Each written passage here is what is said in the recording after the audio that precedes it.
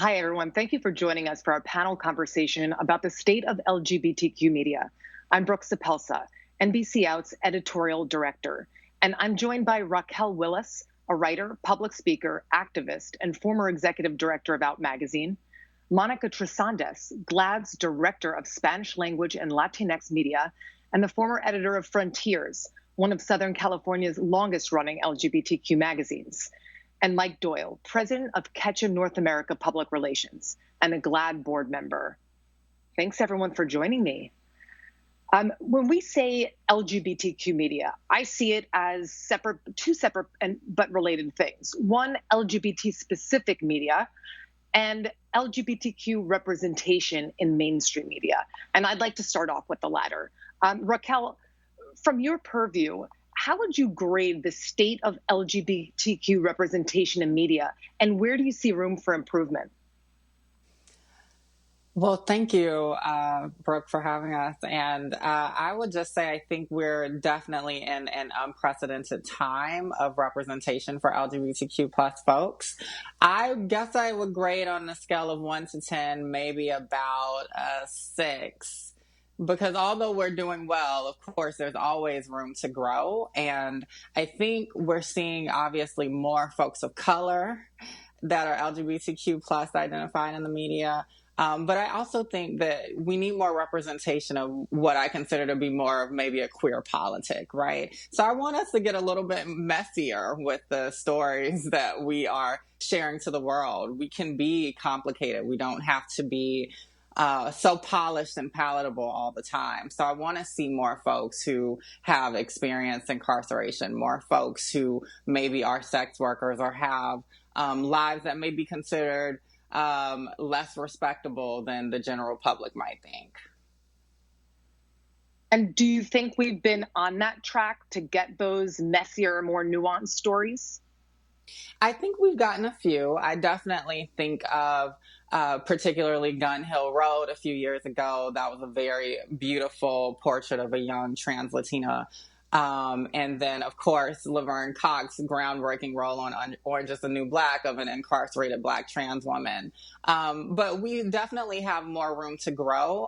I also think even looking beyond fictional representation, we need more of the documentaries to delve deep into those narratives as well. So just as we're building up what may be considered the fantasies or the fictionalized versions of our lives, we also need more of those messy, real lives as well to kind of offset that. Definitely. And Monica, I want to go to you next. How would you grade LGBTQ representation in media broadly, and then in Spanish language media, which I know is your focus at GLAAD? Yeah, sure. I think broadly we are doing better. Definitely we're seeing more representation, especially in television. Television is also becoming more diverse. We're seeing more representation than ever on TV and more diverse representation, which is great. Film, large tentpole films are still way behind. Way behind. We're seeing far too few characters in film, and they're not main characters, right? So the overall number is not high enough, and then they're not main characters. So we need to improve a lot in terms of English language film. In Spanish language TV, networks are not doing great. It's still far lower than English language networks. So Spanish language networks, the last study we did was around 3% of the characters were LGBTQ on Spanish language networks. And even then, they weren't main characters a lot of times. So that definitely needs to improve, absolutely must. We're seeing more characters, a bit more thanks to streaming, which is great. We actually just did a study with Netflix in Latin America. And not only did it show that people really appreciate when they see themselves represented in media, I think it was 5 countries, it was 6,000 people, so a nice sample size. And about 75% of those who are LGBTQ in those countries said that seeing themselves, their lives reflected in media, in Spanish language shows that they see on streaming, really help them talk with their families about who they are and about their lives. So it's making a huge difference. And then among non-LGBTQ people too, they said it was really important for them to learn about who we are. So, I think we all kind of know this, but it really underlined it for me, like how important it is to see yourself in media. Absolutely. And Mike, what's your big picture view on LGBTQ representation in the media more broadly, and then in your area of expertise in the ad world? So first of all, let me thank you and tell you all what an honor it is to be a part of this panel. So in my business, we're in the business of counseling big corporations, big brands on how to tell their stories, right? That's the business that I'm in.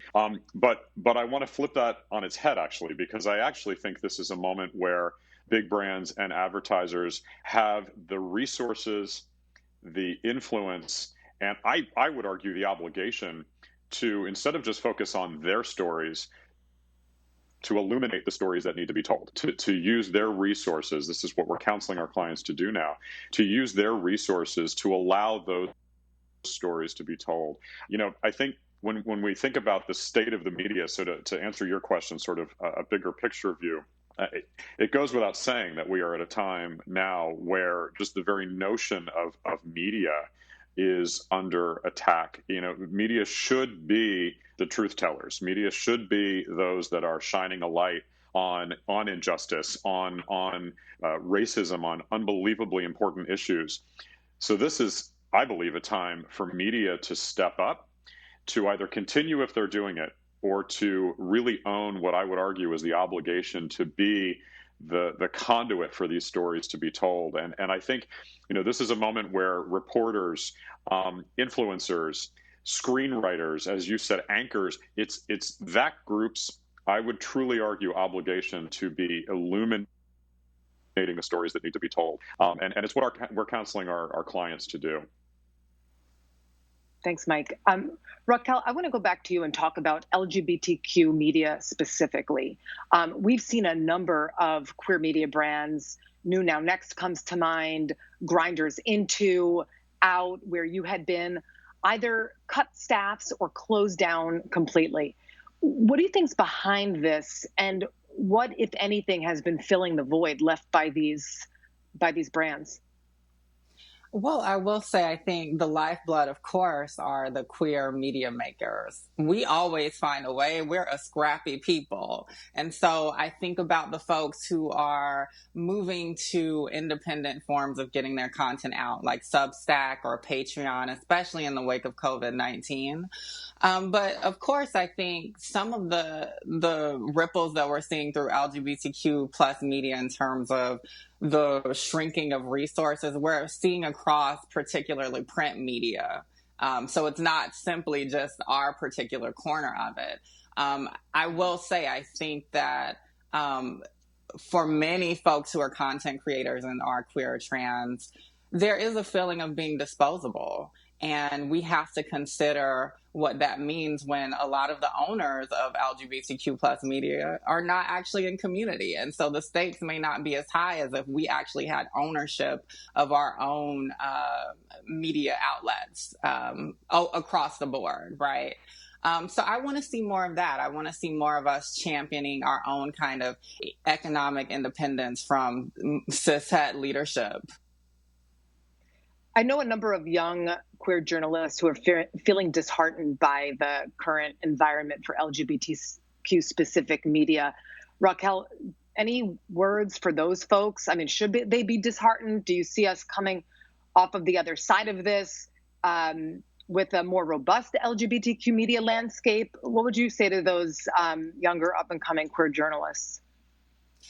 Well, I think that first of all, I want to make sure that we validate maybe those feelings of being disheartened right now. I mean, this is a difficult time for many folks, whether it's healthcare or it is workplaces going through their own kind of reckoning. I think what is heartening, has been seeing us question leadership at various publications. I think about what has happened at Bon Appetit. I think about what has happened at the New York Times in the wake of an op-ed that really was insensitive around the fight for or against white supremacy in this moment. And so I think that's going to be a reckoning that LGBTQ plus folks can also rise up in, because of course, like I was saying before, I think a lot of the gatekeepers of the media in general are not of our experience and don't always know how to best support us in producing the work that we know will hopefully get us to a truer version of queerness and transness writ large. Definitely. Monica, I want to go to you next and ask, for folks who are hungry for more LGBTQ content, whether it be journalism, film, TV, what can they do to help make this happen? How can they support queer content creators? I think that's a great question. And make more of it yourself if you can. Find outlets, find ways to tell your stories. Because of social media, there are so many new tools. It can be challenging to break through, of course, but tell your stories as much as you can. Reach out to GLAAD. We can sometimes help find places, venues, ways to help people tell their stories. That's what we're all about, helping our community tell our stories. And my big message always as a cheerleader is share stories. When you see stories that are LGBTQ inclusive in any media, but for me, Spanish language media, of course, or Latinx media, let people know about it, share it, make sure that other people tune in and watch that show, whether it's Vida on Stars or One Day at a Time or any of the other great shows that are out. Make sure those shows succeed. Be a cheerleader for what you see, for the great journalists who are queer and people of color who are doing great work. Be their cheerleader, share their work, get out there and see yourself as part of helping them succeed. And Mike, many media outlets, both LGBTQ, mainstream, are based on ad revenue. What has the relationship been like between advertisers and queer media, and how has it changed, and where do you see room for improvement? So I I'll gave say you a two things. three-parter. That's okay. I'll do my best. I'll say two things in response to that. The business that I'm in communications and marketing consultancy, it has always been about starting the conversation in the choices that advertisers are making. It has always started in data, right? What are the data telling us as a brand? Where should this content be placed to be able to be seen by as many people, or to have as much influence and power in influencing perception or purchase behavior? So it's always started in data. So let's continue that process, but let's have brands understand the power and the influence of the LGBTQ community. So you can't ignore the data anymore. You can't ignore the $3.7 trillion that have been attributed to the spending power of the LGBTQ global community. So my counsel to advertisers and to marketers in all forms is don't walk away from what works. Start with data, but don't turn a blind eye to the data that would suggest you have to start to or continue to take queer media seriously, because we do, and we will watch the brands and we will behave accordingly and support or not support the brands that are taking that seriously. The second thing I'd say, just a quick response, I was fascinated by your question and Raquel, your response about LGBTQ journalists who are working in that space.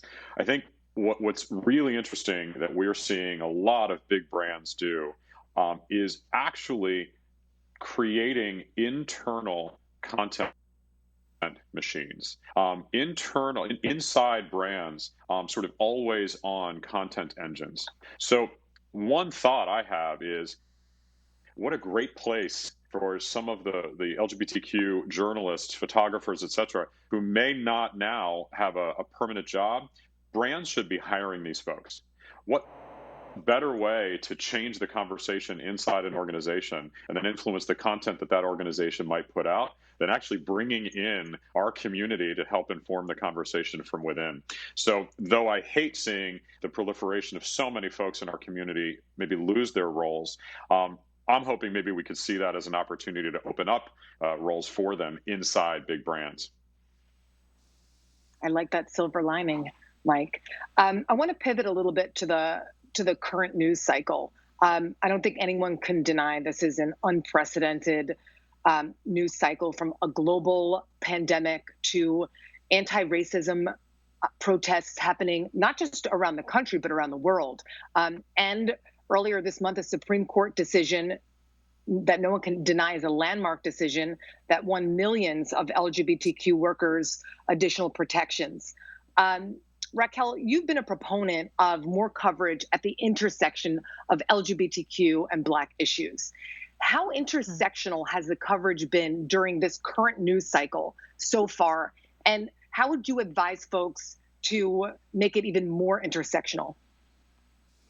Sure. Well, I would like to clarify, I think, just one thing. What happened at the Supreme Court was historic and legendary, but it was not a fight for additional protections. It was a fight for protections that we already should have always had. And so I hope that folks understand that this is not additive. This is restorative, really.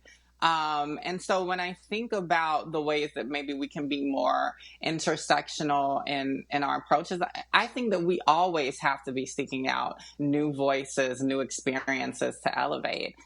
We can't deny that white supremacy has touched every part of our society in every industry. And so it is on all of us, not just the people of color, right, to make sure that we are championing more diverse voices in media. And of course, it's on us to really reckon with any of the privileges that we have. Even as a Black trans woman, clearly I also have my own privileges, and I have to be confronting everything from ability to anything else. And so I think what we do is we continue to bring more of us into the fold. We're not just the talk pieces. We're not just the one-off faces in a campaign. We are also the strategists. We are also the architects. We are also the lifeblood of the LGBTQ plus movement. And so we need to be trusted to be the leaders that we have always been, going all the way back to Stonewall and beyond. Excellent point.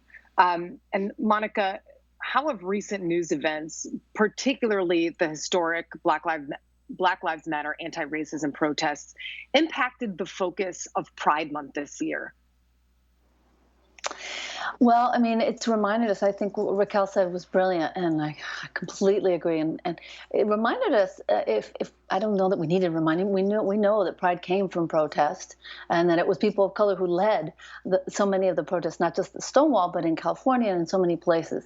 So, it just underlines for us that people of color are our movement. The movement is based, is enriched, is people of color. So it reminds us of the importance of continuing to center and to uplift voices of color, people, Black people especially. At GLAAD, I think we're doing great work. Some of my colleagues have created some fantastic things like Neon, which is an artistic collective that helps to raise up the voices of Black folks.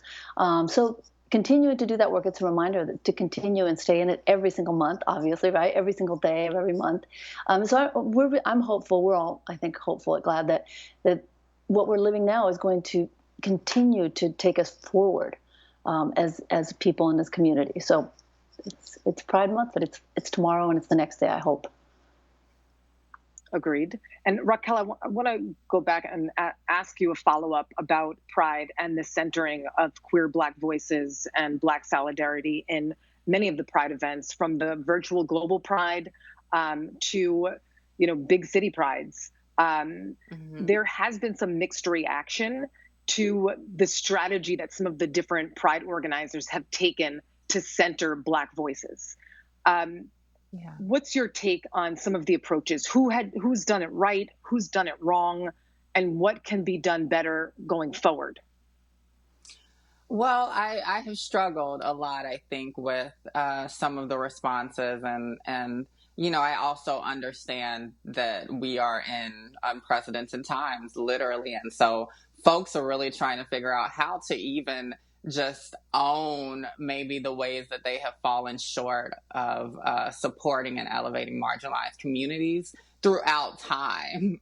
And so I think about a lot of the statements, and I don't really have any that stick out to me that felt particularly transformative, because when I looked at a lot of the different brands that came out, many of them made decisions to pivot maybe away from supporting the LGBTQ plus community or prioritizing the LGBTQ plus community in this moment. And they specifically maybe said they were going to donate to Black organizations, but many of those are Black organizations that mostly serve cisgender heterosexual people, right? And so there's kind of this erasure of the fact that there's always an overlap of Blackness and queerness and transness, and you could have just supported also a number of Black LGBTQ plus organizations as well. I think the other point, particularly in LGBTQ plus led formations, is this idea of Black solidarity is kind of fraught, because it really doesn't speak to the accountability that these spaces and these organizations and these leaders need to take for not already having a Black presence in their midst. And so for you to even say that we need to make a statement about Black solidarity, Black people are already a part of queerness and transness. So what are the ways that you are acknowledging that you missed the mark and that you're going to make things better moving forward? And I think the other piece of all of this is we really need to rethink these campaigns that come out this time of year, particularly during Pride Month. We need to be serving the most marginalized, especially if we're going to claim the ethos of the Stonewall riots. So how do we do that? We support and elevate and prioritize the funds from campaigns going to grassroots Black LGBTQ plus organizers on the ground, and also brown LGBTQ plus organizers on the ground, not major organizations that are mostly white-led, mostly cis-led, that already have a safety net that many on the ground don't have access to. Can you give a quick shout out to some of those groups that you'd like to see people focusing on? Yes, definitely. Some of those Black-led organizations? You know, the interesting thing is that there are so many Black leaders everywhere. So if you could probably just open your door and look out and see some folks. But definitely Solutions Not Punishments Collaborative in Atlanta is working specifically to make sure that Black trans folks are not being profiled by the police locally, and are figuring out ways to move beyond the criminal justice system that has harmed our communities for so long. Youth Breakout in New Orleans is doing similar work, particularly around Black LGBTQ plus youth. There's a transgender district out where the Compton cafeteria riots happened that is preserving the cultural heritage, particularly of trans women of color. There's Brave Space Alliance out in the Midwest that is doing powerful work as well on behalf of communities of color. And these are all led by Black folks, and most of them are Black trans folks. So there's a whole list, and I would love to share with folks if you find me on social media. But we've got to start supporting those leaders on the ground who, again, are the lifeblood of our movement. All right. Thanks for that. And Mike, how have advertisers adapted to these pressing and historic issues? I mean, everything from the global pandemic, which we've been living with for months now, to the unprecedented protests happening across the U.S. and around the world. So, you know, in our business, we spend a lot of time talking to clients about what we often call the say-do gap.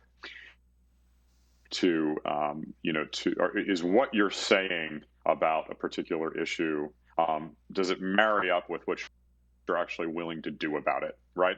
And what I'm pleased to say is that we, as the horrific events that happened several weeks ago and have continued, what we've continued to see are clients recognizing that it's not enough just to ask the question, should we get involved in this? Is this something we should get involved in? That is often the case, right?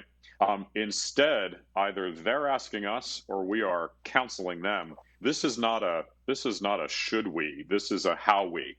How should we get involved? How can we get involved?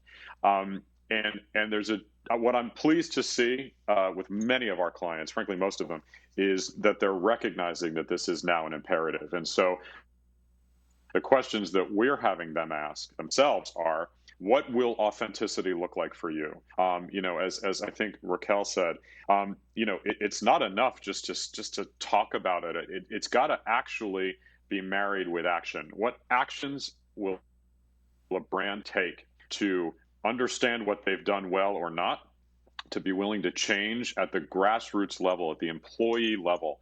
What are they willing to do to acknowledge these times and let them serve as a catalyst? These aren't new issues. They're just getting an important new spotlight, right? And so that's what we're doing a lot of work with our clients on. What I would say too is, and I mentioned the employees, what I'm also really pleased that we're in a position, and others in my industry are in a position, to remind clients, remind big brands how important their actions are, how important it is for them to stand up and stand for something for their employee base. This is a moment where, if you rewind a little bit, you asked about the sort of impact on the pandemic. In the weeks, in the days and the weeks in the early part of the pandemic, big brands were really focusing appropriately on, are employees safe? Are they able to work from home? Are they? What does that look like if they have to come to the workplace? They were really asking those hard questions that were a matter of safety and health of the employee base.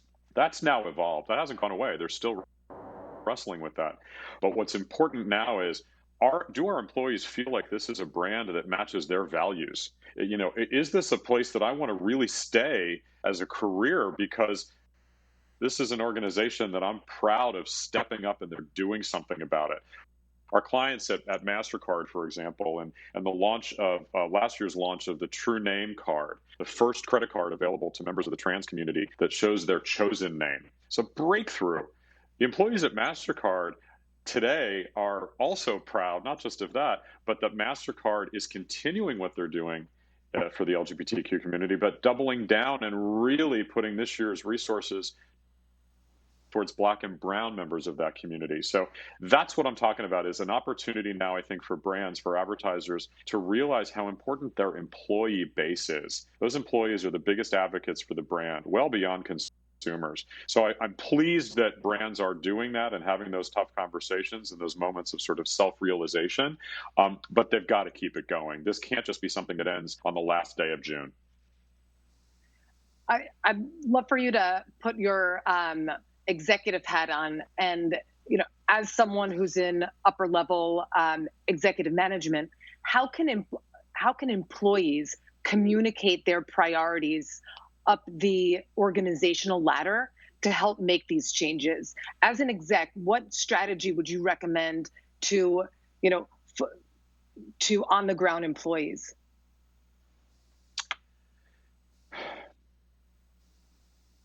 I'll give you my perspective based on what we've been doing at Ketchum and what I've seen other colleagues and other execs doing. I actually think the first step, it's the step that I hope are taking with enough gravity, is to actually be true with ourselves about how safe people feel inside the organization to speak up. I've been counseled. I was counseled in the earliest days of what we saw unfold in these atrocities. I was given some counsel to not just start to talk. Right. I think it's often any leader's inclination. I've got to make sure I say something. I've got to say the right thing. That comes later. The first thing we had to do, and I'll counsel other executives to do too, is figure out what your employee base actually feels.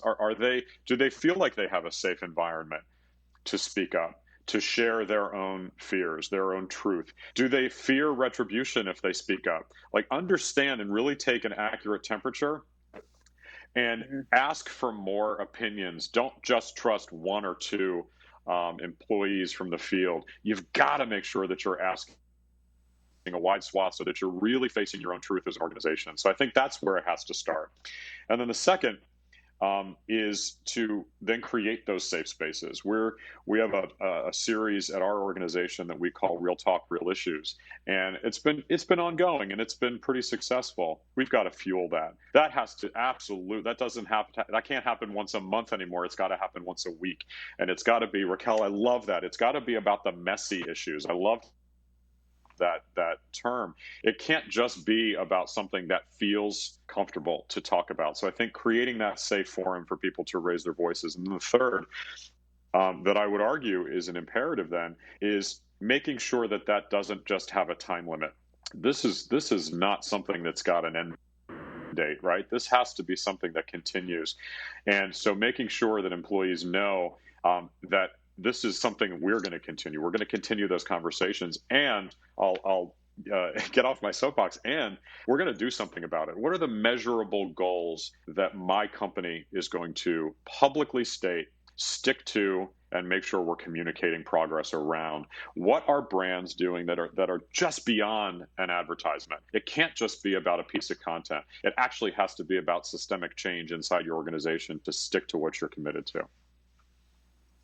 Thanks, Mike, and hope executives tuning in are taking note of that. I want to zero in on some specific issues that you all have focused on. And Monica, I'm going to start with you.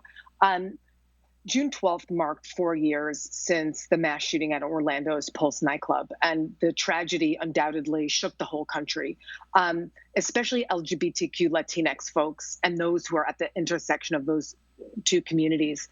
What's changed for these communities, particularly those at the intersection, in the past 4 years since that tragedy? Well, they're an amazingly resilient community in Orlando specifically. Just beautiful people who have come together so well to support each other. So they've worked hard to honor them with action and honor them with, remember them with action and honor them with action.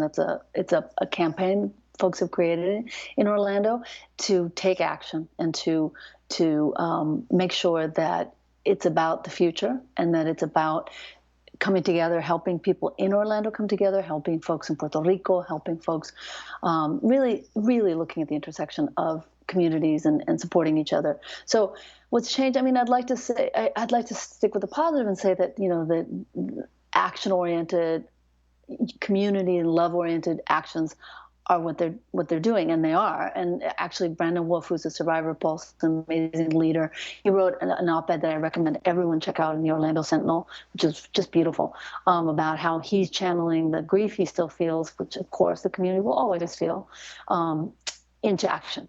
So, I'd like to say it's all positive, but I'm sure there's also fear that's a residual, and it was a safe space. It was a beautiful Latinx safe space.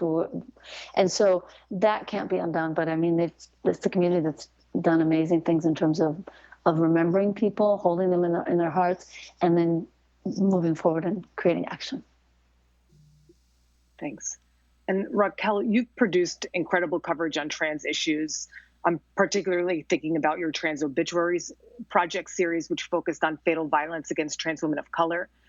How trans inclusive do you think media coverage has been this past year? And what specific issues pertaining to trans people of color specifically should be top of mind for journalists and other media creators going forward? Yes. Well, I think that,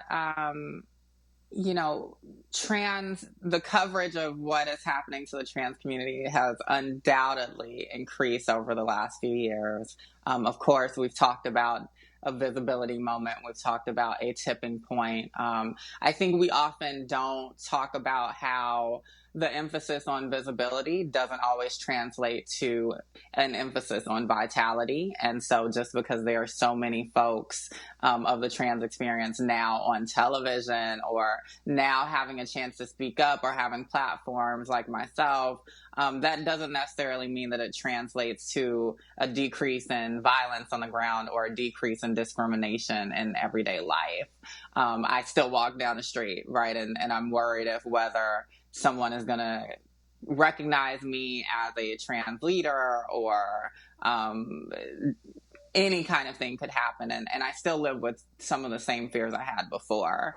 And so with that, I think that when we're talking about the trans experience, it's so important, of course, to elevate the hardships, right? And I think about the folks who are doing reporting on the violence that is happening in the lineage of someone like an Ida B. Wells, right, who was uncovering the mass lynchings that were happening to Black folks, particularly in the American South. And so this work is important, and I don't think that people often understand the gravity of it and what it will mean, hopefully, for generations beyond. But we also have to balance the tragic with the moments of triumph as well. And so when I'm thinking about my work, I'm hoping, there will be more opportunities to also share those moments of victory. And part of the Trans Obituaries Project was elevating how trans folks of color, in particular, trans women of color, are leading the fight to end the violence in our communities.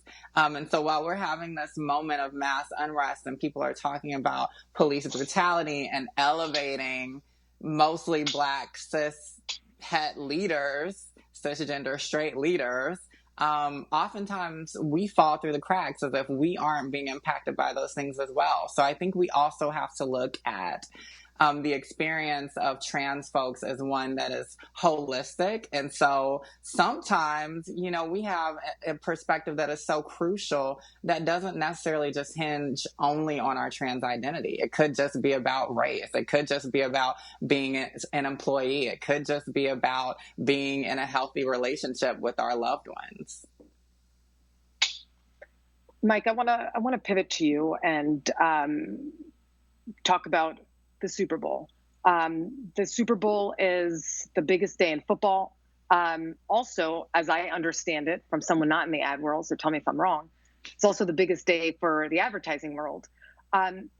During this year's Super Bowl, we saw a record number of LGBTQ inclusive ads. I believe it was at least 11. What was behind that record? And is it representative of more brands trying to reach our communities?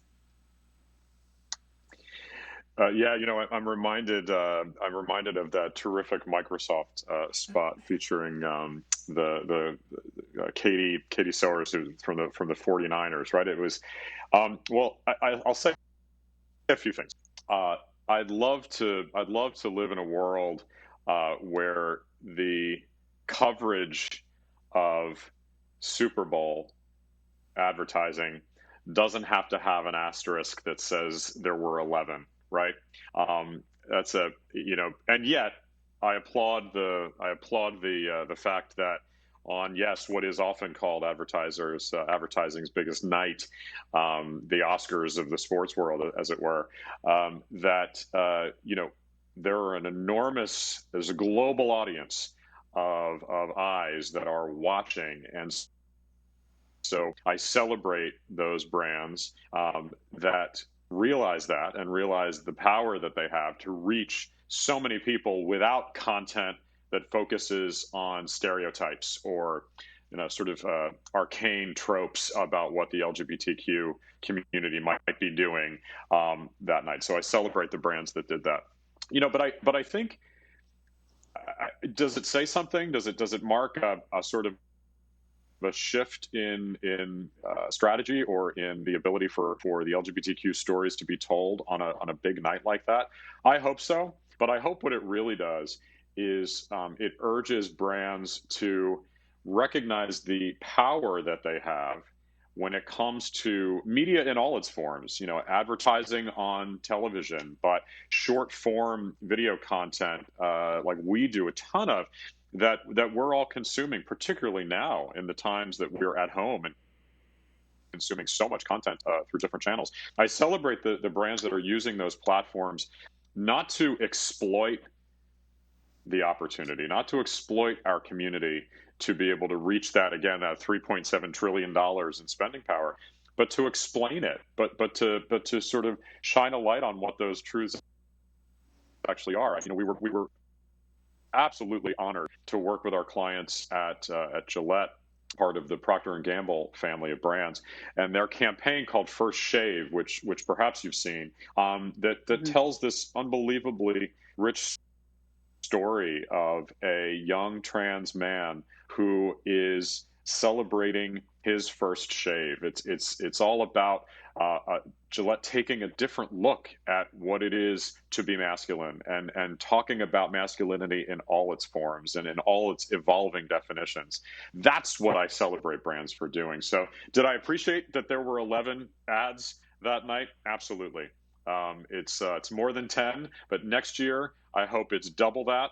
And I hope that I'm still working in this business when we don't even have to talk about the asterisk and the number that were featured that night. And on a related topic, I want to talk about the impact that some of these LGBTQ inclusive ads, films, TV shows, news programs have. A number of surveys and studies, including a new opinion poll released last month by GLAAD and P&G, have found that exposure to LGBTQ people in the media, whether it be in Super Bowl ads, whether it be on cable news programs, leads to greater acceptance. And Raquel, can you talk specifically about LGBTQ representation in news media and how you think that has impacted over the past, let's say, several years, queer acceptance? Yes, I definitely think that it has been powerful to see more LGBTQ plus creators getting a chance to tell their own stories on their own terms. For a long time, our narratives were filtered through a cisgender straight lens, when we had all the capability to share our truth with the world on our own accord. And so I think that what we're seeing is more of an importance on making sure that maybe some of these legacy brands are carving out space that is dedicated and sacred to the LGBTQ plus experience or more gender expansive experiences. But I also continue to see the need for us to have our own independent outlets. They're just conversations that we can have that get to a depth that maybe we wouldn't reach at a publication that has such a broad audience. So we always have to have our specific corner and lane. And you know, I think that as we continue to see how things shift in the wake of the COVID-19 pandemic, you know, we saw so many advertisements and posts and just a larger focus on what was happening in the current moment. People weren't as interested in things that didn't feel grounded in the gravity of the moment with the pandemic. And I think that that's important. I actually think that we're going to see a shift maybe next Super Bowl season, where folks are going to be more in the moment and true to life in a sense, instead of maybe trying to fit an issue into a hole that it doesn't actually fit into, right? So I hope that we continue to see that. We continue to see more authenticity, more vulnerability, and these brands understanding that they have to be actually connected to their audience. It's not enough to give a great advertisement. It has to mean something to the people that are watching it. Agreed. And Monica, if you can talk a little bit about the impact of LGBTQ inclusive entertainment, whether it be in films, television, what impact do you think that has had on LGBTQ acceptance? Tremendous impact, tremendous, no doubt about it. Because, you know, we all grew up in, all of us, even those of us who are LGBTQ, grew up in a homophobic, transphobic world, right? And we were raised, all of us really, on images that were unfortunately oftentimes stereotypical, if we were even there at all. You know, trans women and men are still relatively invisible and certainly have been in the past. bisexual folks, just generally LGBTQ people of color, invisible. And when we were there, it would be stereotypical. It would be we were there to be the joke or the butt of the joke. And what does that teach people about who we are as LGBTQ individuals? And so people who didn't have anyone in their lives who was LGBTQ, they learn so much from media. Learn past tense and learn, because certainly it's still the case in this country and in Latin America and the rest of the world. Folks who don't have people around them who can be out safely, for example, right? Because we would all love to be out, but not everyone can be out safely. They don't have anyone around them. Where do they learn from? They learn so much from media about who we are as LGBTQ people. So it's transformative. I mean, I talked earlier about the study in Latin America where everybody said, please keep more and more and more. We need more stories, more characters. We need to see ourselves represented. It helps those who are not LGBTQ, and it helps us, because if you're not in media, you're not part of the story of this culture, of your culture, because media tells the story of a culture. If you're not there, it's as if you don't exist. So we need to keep pushing for it, fighting, and elevating and thanking and talking about and being on social media when people do include LGBTQ characters. I'll never forget the impact that the had me as like a just graduating college, like newly out lesbian. It was like changed my world. Last question I'll ask each of you. We'll go around the horn. Pride weekend is coming up. What are all of your Pride plans? I know Pride's going to be a little different this year than it's been in the past, but Raquel, I'll start with you. Yeah, well, I actually am regenerating myself after our major march for Black trans lives here in Brooklyn earlier this month. And so there's just so much energy surrounding that. And I think we're going to see more and more folks just be out and specifically support of the trans experience, also in the wake of the Supreme Court decision. The protests are still going on. People are still out on the streets, right? And so there's always going to be a number of things to jump into. I try to just take it one step at a time, actually assess how I feel. Can I really show up in the moment, or do I need to recharge my energy? Because this is a long fight, particularly against these systems of oppression. And I don't want to be burned out, and I don't want my people to be burned out either. Monica, how about you? I like what Raquel said, rest and rejuvenate. We don't want people to be burned out. And at the same time, I'm going to read, I'm going to watch films and celebrate who we are as LGBTQ people. And I'm also going to think a little bit, I think, as I do a lot now, about get out the vote efforts and inspiring people to get involved and do more to make sure that others vote and are involved in the electoral process. Hugely important to me and to all of us at GLAAD. So a little combination of all those, plus some just resting and enjoying my kid. And Mike? So I'm going to put in a plug for GLAAD and celebrate the great work that GLAAD's done to put together an online Pride guide, which is a fabulous sort of one-stop resource. You can see what Pride activities are happening all over the country. So I intend to check a bit of that out. And then, I'm with you today from our place in Asbury Park, New Jersey, which really is a thriving community of so many LGBTQ couples, singles, folks who have come here either as their first home or a second home out of the city, out of New York City.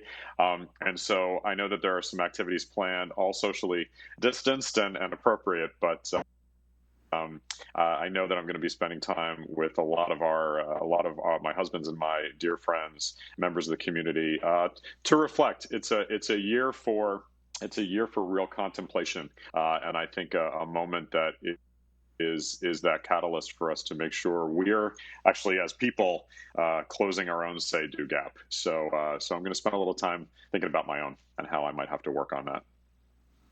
Nice. And since I cover LGBTQ issues, I will probably be working Pride weekend.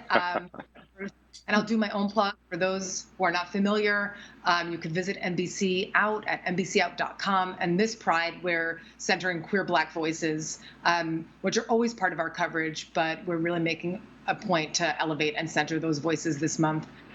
So I thank you all so much, Raquel, Monica, Mike, for this great conversation and for sharing your time to share your insight with us, with the public. Happy Pride, and I hope to talk to you all soon. Happy Pride, everyone. Thank you. Happy Pride. Thank you. Thank you.